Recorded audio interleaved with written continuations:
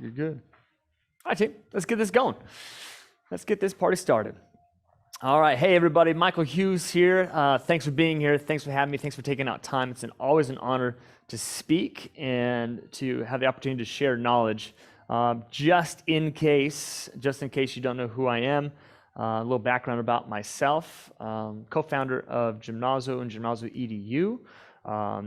I kind of really knew how I wanted to get into this game. I just don't know where it was going to be ended. All back in 8th grade, working out, loved it, loved writing workouts for my fellow students back in the day. It really gave me confidence that I lacked as a kid who stuttered all the time, really didn't want to speak up in class, and it was amazing what fitness gave to me as an out, as a means of kind of more confidence in myself. And so I knew back in 8th grade, as I was kind of going through my own personal journey, that I wanted to help other people in movement and share what I learned at that point, which wasn't very much. Goal was to go to PT school. Good thing is I never got in. Why did you say that's a good thing? Well, because I would have been stuck in a clinical setting and not be here. But I didn't give up. I made sure that I got a job in a big box gym, found some alternative education that was taught by a bunch of black sheep physical therapists, and I blended that physical therapy knowledge with my performance fitness knowledge, and that is the creation of what Gymnazo is today, and much more of what I'll share with you. So now we're in a very large training facility, staff of 12, hit 7 figures before COVID, and started to say, well, I think we should share this knowledge, and honestly loving the job that I do. So brief intro, thank you very much. Let's get into how trainers effectively need to motivate and communicate. Now, we are motivational coaches, but that's no question. As a trainer, you are a motivational person. You are an inspiring person. You wouldn't be in this field if you didn't do it very well. But every client type, every type of personality is really important to connect with, because if our programming is sharp, but our ability to communicate and build a connection with our clients is lacking, then the program is only kind of for nothing. And if we don't build a community of clients and have a good communication style, then that's also a missed opportunity. So there's a coach that I really admire right now. I look up to him every single Friday night, and have been doing so for the past several weeks. We have this ongoing this call that we do. He doesn't know that I'm calling him, but his name's Ted Lasso. And I believe Ted Lasso is, well, an absolute rock star as a coach, because he leads with his EQ. If you don't know who Ted Lasso is, check out Apple Plus TV, probably the biggest show on there now. Anyways, he leads with his EQ, his emotional quotient. Does he have some IQ? Well, not very much when it comes to soccer or football in the European sense, but his EQ is unmatched. Each client of ours has a personality or a way of communicating that science has well classified. And we know that there's a golden rule out there, which if we follow, that makes us a good coach. But there's a platinum rule out there, which is we follow, that makes us a great coach. So the golden rule is treat people how you want to be treated, AKA a good coach. But the platinum rule is treat people the way that they want to be treated. And that's the great coach. And that's what Ted Lasso does so well. He meets every single athlete where they are, not where he wants, not where he is at that particular point. So let me set a few examples of when my communication style went wrong, and honestly cost me a client that I still wish I kind of had. So this client was an ultra marathon runner, high level, like Western States level. If you know that, there's a massive run in Tahoe in California. It's a 100-mile run. They have to do it in less than 24 hours. She wanted more strength for her long runs and was very set and positive that she needed more strength for those runs. And that was the biggest gap that I needed to fill. But what I saw in her and my communications to her was that her biomechanics were actually limited, and her running was actually quite inefficient relative to what she could do. Even though she could run 100 miles, it was still relatively inefficient. And I treated her and I communicated with her in a restoration, like, let's dive deep. Sorry, Fallon. Let's dive deep and break down the process of the biomechanical limitations. And that was my biggest mistake. Why was that? Because I communicated to her in a deep, detailed progression of here's what you gotta do first, then you gotta do this, then you gotta do this. What she really wanted was, I wanna work out now. I wanna work out hard and I wanna get things going. Stop talking to me about the details. So in this instance, how can this topic really that I'm talking about help your training business? Well, if you can understand the types of different personalities and how to communicate with those clients in 30 seconds or less, how much better do you think you can communicate to them so they hear and understand your skill set, that the way that they want to be heard? Like, I lost that client that I was talking about. They only stuck around for a few months, where I knew I could train them for years and years and years, because my communication was not matching theirs, and I just didn't know it then. So I'm going to ask for honestly a volunteer. I like the application piece in these trainings versus just sitting down and watching some dude on a screen talk. So I would like to have a 30-second conversation with one of you. No joke. 30-second conversation. First person who unmutes, throw your screen on, please. That'd be awesome. And I want to have a 30-second conversation with you, if you do not mind. We're looking for those. Screen. I'll do it. Awesome, brother. What's going on? Doing great. Hello? Beautiful Okay. Sunny day out there. Gotcha. Yes, Loving it is. All right. Tell me where you're from and what you do. What's your job? I'm from New York. I work at Blink, a corporate gym. So personal trainer.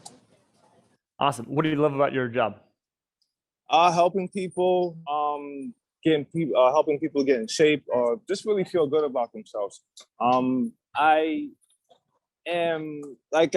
learning a lot about training, and so I kind of heard this conversation, so it was definitely good to join this particular session, because it's really not about like how you want them to it's really about how they want, making them feel how they want to feel. So that's really where I'm at now. Like I'm progressing to get them to feel how they want to feel after they're with me. And I train them. Love it. That makes sense. Oh, that makes perfect sense. I got one more question. Describe your favorite meal to me. Or a favorite meal. Okay, good. I like a lot of food. Some jerk sea bass with some red lentil pasta and some kale and mushrooms. Ooh. It's lunchtime here, so I like it. All right. And I'm hungry. I'm walking around in Chinatown in New York trying to find some food, and I'm not going to find that. That's what I would like to eat right now. All right. Hey, thank you very, very much. Appreciate that a lot. Thanks you. All right. So there's a few different ways to kind of think about this one, and I'm going to kind of break this down deeper. Was his conversation with me fast-paced? Let's move. Let's get it done. Was it energetic, talkative? Was it like personal touch, quiet, like let me kind of connect with you? Was it detailed and small little points? And I would say two of them really stood out. Definitely energetic, definitely a talker, definitely enjoyed. He unmuted himself in a public forum communication type, right? Definitely is okay with that. And I appreciated the detail, diving into even the color of the food. So I would say that you would be an encourager tracker. That would be your communication style. So let me unpack that and go into that and see, why would I say those things? And why would I therefore meet and match to you the same way that you spoke to me? So let's dive into this thing. This strategic tool that we have comes from a well-established and referenced personality assessment called Myers-Briggs, right? I'm sure you've heard of that if you've gone along the psychological kind of communication styles at all. But they put out 16 different personality types. To be honest, that's a lot of things to remember. So we boil it down to 4 different communication types that we see with all of our clients. The first one is a decision maker. This is who is type A, abrupt tone, wants results now, let's move and groove, please. They might even say please, it's now. The second type is the encourager, who is enthusiastic, a talker, definitely a squirrel mentality, paying attention to the shiny objects. And they're the client who just maybe in your warm-up, you need to kind of say, hey, quiet down a little bit. We got to get going. Then there's the tracker, the third person, who is a detailed-oriented, lets you know about the color of food potentially, reads every review before they buy something on Amazon, wants to know the why behind the exercise. Like, what am I even doing here? They want to know that a lateral lunge is 90 degrees and a transverse plane lunge is 135 degrees open rotation. Like, oh, that's so cool. And then the last step is the facilitator.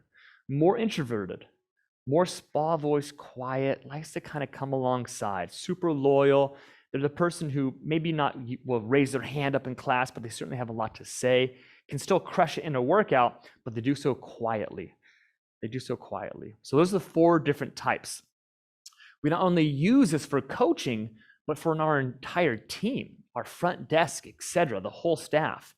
And here's our rule to follow when we're trying to implement this tool. Now here it is, right? There are half as many cues over the phone as in person, and half of those many cues yet again in email communication. So we really want to succeed. Like, the more we can be in person and hear their voice, the better. So how do we spot communication in an email? Well, it's truly all about the content. So it's a little bit harder, right? You have to read in between the lines the actual words that they're speaking, or typing rather. In the phone, we want to listen to their tone and their pace of their voice. So how they talk is really a huge indicator. And then in person, well, it's a lot more. You can have body language. You can have even the perfume or cologne that they have. You can see how they touch, right? Do they give you a firm handshake? Are they coming along giving you a hug? Like, are they a hugger? And their dress style. How are they muted tones? Are they flashy and not say over the top, but excited about how they present themselves? All those different things give you cues, and we'll cover this a little bit more. But before I kind of want to get it, I want to kind of do a bit of a celebrity quiz and put some application to this. So I want you to do a comment, actually, in the comment box. And I want you to type in a D for decision makers. I'll remind you, E for encouragers, F for facilitators, or T for trackers. So I'm going to give you a list of some celebrity names, and you let me know what you think they are. Again, D, decision makers, high tone, blah, blah, blah, blah. Encouragers, talkative. Facilitators, quiet, but still kind of have that passion to them. And trackers are detailed people. Okay, you ready? Okay, Christina Yang's character, or the character of Christina Yang in Grey's Anatomy. Okay, same group here. Captain Winters, that character from Band of Brothers. And you got to go back a little bit here. One of my favorite movies, Christopher Lloyd's character, Doc, in Back to the Future. Who do you think those people are? A D, decision maker, E, facilitator, F, or T, tracker? Come on. What do you think you got? There's no right or there's right or wrong answers, but just toss it in there for me. What do you think you guys got for Christina Yang from Grey's Anatomy, Captain Winters from Band of Brothers? If you have no idea who these three people are, then you got to go blank on that one. Cool, awesome, cool, great. Got some answers, I like it. All right, so we would call Christina Yang, Captain Winters, and Doc. Ooh, not bad. You guys are on it. Yeah, we're going to go tracker with these. Detailed-oriented people. Captain Winters, he's precise. He's on it. It's all about speed, the tactics. Got to get in, got to get out. Make sure you follow these set principles of war.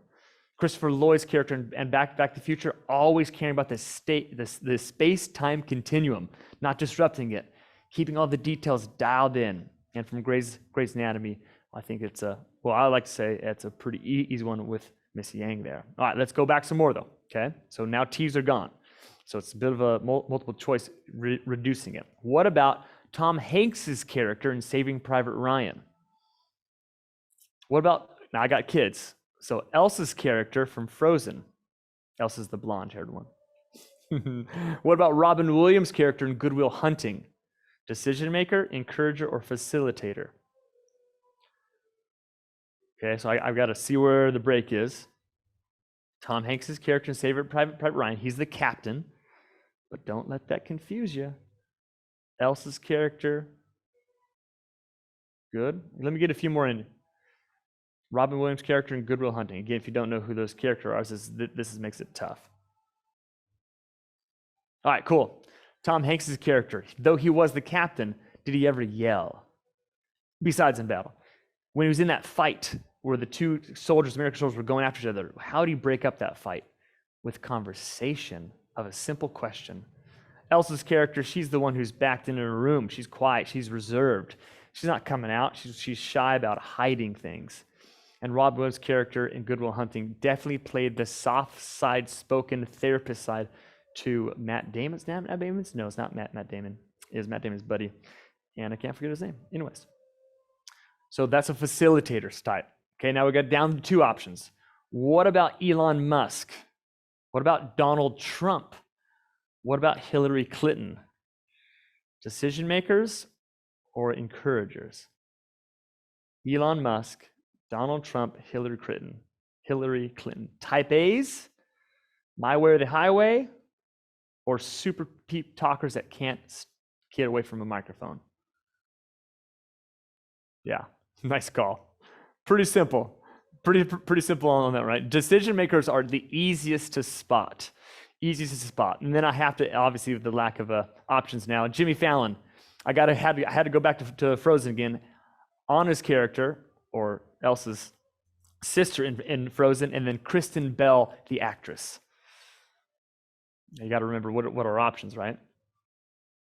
Jimmy Fallon, late night talk show host. Perfect. You got it. Love chatting in the limelight. Let's keep on moving. Chatter. Perfect. Nice job. Okay. So it gives you a little bit of a reference, right? A little bit of reference and we're going to apply another kind of drill later on, but okay. So now each client of ours is dominant in one of these communication traits. And again, dominant. But while each of them, including us, we have the availability, to tap into all four. Here's a way to think about this. Here's the example that I use. If I give you a pen to write your name, you're definitely going to grab that pen with your dominant hand to write the letters and therefore your name. But you can use your non-dominant hand to write your name as well. But you didn't, or you don't, because it's not the easiest or more sufficient way for you to write letters out. So if you follow the golden rule with that same mindset, your dominant side, you're going to only effectively encourage or connect with 25% of your potential clientele, because they will see you in themselves and vice versa, and it's going to be an easier attraction. But because training is how you talk, how you move, how you communicate, how you describe exercises, clients also connect with who you are. It's personable. So it leaves another 75%, or the other three traits that are not your dominant, to desire probably a little bit more. They connect with you, but there's something just not fully grabbing. Or even they may search out a different coach altogether because it's just a miss. Nothing wrong. It's something personal. Just why you would marry or date someone and not marry or date someone. You just don't have that energy, that connection. So what if you could effectively and efficiently connect and communicate with the other 75 or 100% of your clients simply by knowing how they wanted to be coached? And in 30 seconds of talking with someone, you'd have a really good idea on how to connect with their personality style, adapt yours to fit them. Is it manipulative? No, you're just trying to be a good conversationalist. You're just trying to understand and effectively teach that person the way that they want to be treated. So it's our goal as a trainer to pass along our knowledge of movement to the masses so they can internally benefit and thrive in life, right? That's what we want to do. We want to spread the goodness. So it's important for us that we can do that with anyone who walks into our facility for any session. So having a system to understand how to repeat this over and over again is a critical part, as we believe, to being that elite trainer that we all want to be. So how do you coach the do's and don'ts, right? How do you get into the details of the weeds? Well, this is where the multidimensional movement coach mentorship comes into play. So you don't have to lose clients or upset clients based upon simple presentations. And so that's how we want to treat people, so they feel taken care of. So here's a bit of it. We're launching our next mentorship on October 4th. And if you want to feel like you want to master this concept along with everything else we've already covered and will continue to cover in these mini training sessions, check out joinmdmc.com/MDMC options. We'll throw it in the comment as a link. This course is a deep dive. It is a partnership. It is us communicating and open sourcing everything that we've done for the last year. We want to make you amazing. We have every other week coaching calls for 6 months. This is not a short thing. This is a deep dive. That's 12 different live coaching calls throughout the entire program. We have an entire dedicated Discord group. Some of you are in our Movement Collective. That is just a taste. It's an appetizer to what the next level is of the deep dive. It's focused, it's application based. Everything we do it just like this. It's us learning and talking back and forth. So it's not just someone on a screen chatting. That's not how we learn typically as trainers. We learn through kinesthetic movement and trial and error and talking something through, just like your own sessions with your own clients. It's a partnership. And honestly, as a thank you for being here, especially for this one meeting right here, we're tossing in a personal 90-minute coaching call, VIP, just you and I, where we're going to exactly talk about, instead of the group, but us, on how we can take this course even better to apply it to your clientele, a situation you're in, or the depth of the long-term goal that what you want to do. This has pre-meeting questions attached to it. It's recorded for you to keep forever, has an action plan, and even a follow-up phone call, 30-minute, just to make sure that everything we spoke about is being applied into it. I wanted to leave this one a little bit short today because there's a lot of scenarios and deeper dives that we can get into. So I wanted a lot of Q&As. I wanted the opportunity to say, hey, Michael, I got this one client, or I have this one scenario, or what do you think about this? Or even we can deep dive so you can understand your own personality style coming out of this call. Like if it would be great to say like, oh, wow, I definitely am a tracker more than an encourager. There is a test that goes through this that we're going to put in a link in the Movement Collective Discord as another kind of gift in a sense. We have a Discord for all you guys. It's called the Movement Collective. Discord is an online forum place where we want to keep the communication alive with trainers who think like this, who think, wait a minute, it's really more about kind of how I think than what I actually think. It's not the dogma of a certification. It's the process of problem solving and to understand the principles that go along with the problem solving. So the Movement Collective Discord forum is a kind of our attempt to keep the conversation going. And some links are being posted in there. And it's really this whole kind of thing to expand the thought process. So if you use the promo code Elite Trainer in this, when you go to that link, you will get those one-on-one call added to it. There's a few more details with the course that we can dive into, but let's also keep it open for the assessment things. So I'm not sure where you're on my screen, but it's lunchtime in New York. How spot on or off was I in terms of my assessment to say that you're an encourager, talker, enjoy the limelight, but also love the details applied to things? Alston, I think that was you. Yeah, that was me. When you broke, I'm definitely an encourager. I feel like I'm also somewhat of a facilitator.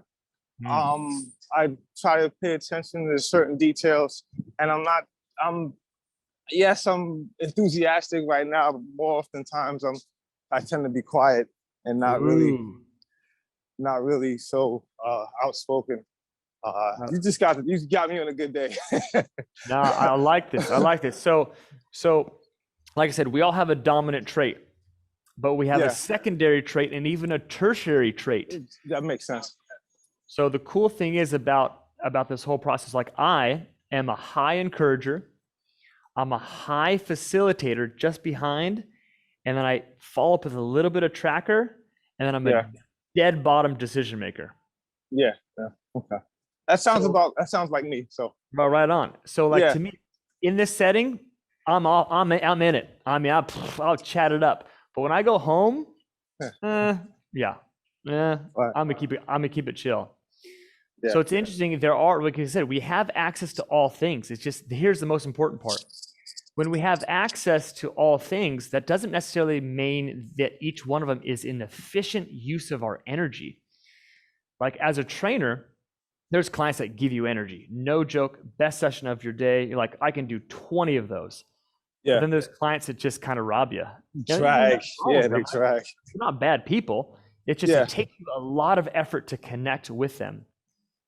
So that's more than likely the opposing side of your personality communication style. So if you can connect with them and make it a good session, well, that's a win. They'll keep coming coming back. But if you had like 5 of those in a day, that would be a tough day. That'd be Yeah, it's draining. a draining day. So for us and our coaching styles, we have quite a few facilitators as coaches, as our dominant style. Encouragers second, right? Encouragers are close, but we know that their burnout rate is a lower group, in a sense, group coaching schedule than one-on-one. So we can play to it. So if you knew that about yourself, it's like, gosh, like, man, like one-on-ones, I thrive. Like I can do this all day long, but it's not necessarily the best path to my business because it's only one person per 1 hour. I need to leverage myself a little bit more. I need to break into some higher volume. But group takes the wind out of my sails. Yeah. All right, well, what if you just threw in 2 or 3 sessions of group in your day and the rest were one-on-ones? Could you still leverage yourself more? So to us, it's really understanding yourself. The more you understand yourself, the more you can understand others, and then be the best coach that they need you to be. Therefore, keep some more clients around. They don't leave just because of those small nuances of connection. Like I experienced with myself, I try to come in facilitator, encourager, and the decision maker client that I had was like didn't want any part of it. She held out for a few months, but eventually literally wrote me a very sweet email. Says, Mike, I just don't think you're the right coach for me. I want something that you're not giving me. And that was kind of like that, like what? Like I know these things, I can, no. My skill set, my knowledge was there, but how I communicated it wasn't there. So hence the deep dive into this program, into this set of it all, to understand again how we need to be coached. Any questions on this? Does this fly in the face of anything? Like I said, just because I'm saying it doesn't make it gospel.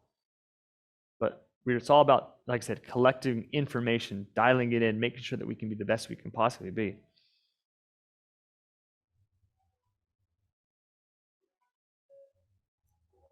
Okay, awesome, great. So let's cover one more time. Decision maker, fast-paced talker. They're not mean people, but they come across as that like very, they could be abrasive. Again, I'm talking about the dominance of this trait, right? We're all a bit of a mix. So the dominance. They're going to come up like, what's up? Hi, firm handshake, Like, I know what program I'm going to be in. This is my goals. I'm dialed in. I'm set. The encourager is certainly going to be a chatty Cathy in a sense. There's going to be they love the limelight. They're going to love the question of the day if you ask a group. They're going to be the people who says, okay, we need to kind of get back to our program here because we're chatting so much. The facilitator, not necessarily shy, but quiet, more reserved. They're not the people that are going to be coming into your session, door open, like prancing. They're going to check it out. They're going to look at what's going on if you're in the facility. If you're in a larger kind of big box gym, quote unquote, they're not going to be the people in front of the mirror, pulling up the bicep, just cranking right in front of the mirror. That's not that kind of person. They're going to be off in the corner, more than likely crushing it. And they've probably been coming there for years because they're loyal to a brand. Once they find something that fits, boom, they're in. And then you have the tracker. That's a person probably with a notepad, with the app out, counting their reps. Maybe getting a picture of how their body's changing and moving through in a big box gym. They're the people that are going to want to know, like, why am I doing this drill? What's the point of it? Like, what muscles am I getting after? And they kind of want to know that every single time. They probably have checked out your own review on LinkedIn, or they've read your profile on the wall if you're part of a big box gym. They've hunted and picked. They knew they were going to pick you before you even knew that they were a possibility. So to understand those different types and to communicate the way that they want to be communicated to, it's honestly, it's changed our business. It's changed how I coached. I don't wonder anymore whether I'm connecting with someone or not. I meet them where they want to be at. So with that being that, thank you very much for being here. If you have any more questions, please fire them up. Check out the Movement Collective on Discord. Check out the link for joinmdmc.com. It's a big chunk. This mentorship we are super proud of. It has been changing. It's changed my life, and it's now our job to put it out there to say, wait a minute, I think there's way more to training than what the traditional certifications are teaching us. In fact, there's way more. There's way more. And if we could change the way that we do our business and how we can really blend performance with the restoration and with the communication, behavioral science skills, with those like unlimited tweaks of possibilities with any tool that we come in front of, with the systems and operations that make everything sing from a group training standpoint and beyond, then you're in the right spot. All right, cheers. Have a great day. Enjoy. We'll see you next Thursday at this time, diving into, I think we're getting into 5-star customer service. So I'll have to double check on that one. Jason, appreciate you. Cheers. Rachel, thanks for the help. Fallon, appreciate it. Austin, thank you very much. Lewis, cheers. And see you guys next time.